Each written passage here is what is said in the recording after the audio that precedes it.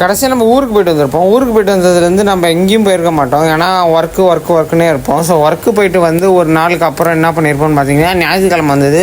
So full rest தான். So நம்மளுக்கு பிடிச்சதான் பண்ண போகிறோம் இன்றைக்கி. இப்போ நீங்கள் பார்க்க போகிற ஒரு காட்சி, காலையில் சேர் உடஞ்சிடுச்சு, அதை ரீக்ரியேட் பண்ணது.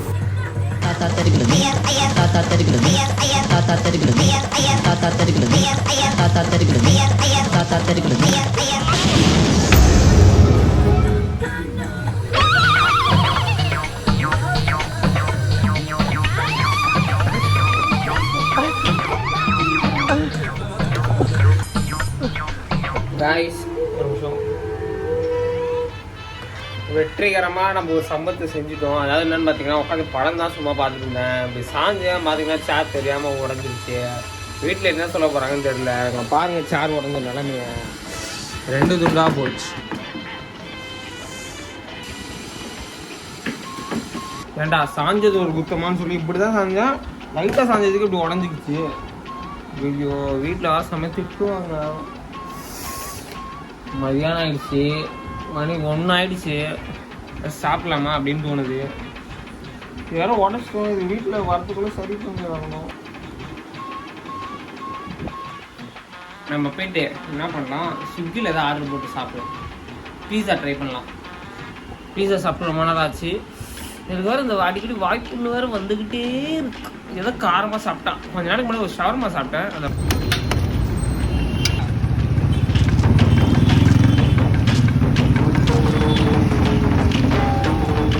வாய்ப்புன்னு தான். அந்த காரமாக ஸ்பைசி சாப்பிட்டாலே இந்த மாதிரி ஆகிடுது. ஒரு வாட்டி தான் சாப்பிட்றேன், எனக்கு எந்த பேட் ஹேபிட்டும் இல்லை. ஆனால் இந்த மாதிரி ஏதாவது ஆகிட்டே இருக்கு. அப்படி ஆயிடுது. காரமாக சாப்பிட்டு ஸ்பைசி தான். மணி 1 ஆகுது. ஏதாவது பீஸா ஆர்டர் போட்டு சாப்பிட்லாம் வாங்க. கைஸ், இப்போ நம்மளுக்கு கால் வந்துடுச்சு. இப்போ எடுத்து பேசலாம். சொல்லலாம். தோன்ட்டானோம் கீழே தான் ஃபஸ்ட் ஃப்ளோர். நீங்கள் வெயிட் பண்ணுங்க, தோறேன். கைஸ், இப்போ நம்மளுக்கு ஆர்டர் வந்துடுச்சு. நம்ம போயிட்டு இப்போ அதை வாங்கிட்டு போய் வந்து சாப்பிட்லாம். முதல்ல நான் போய் வாங்கிட்டு வந்துடுறேன். ஆமாம்,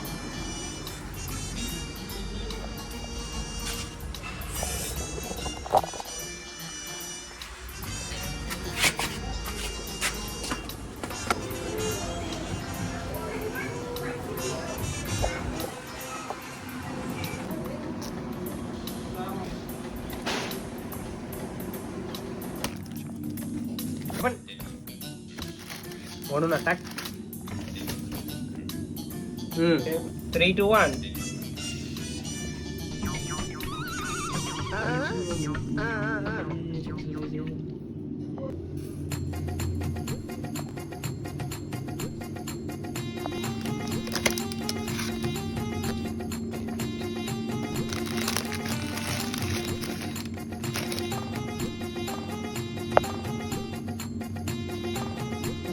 எடுத்துக்கோடா.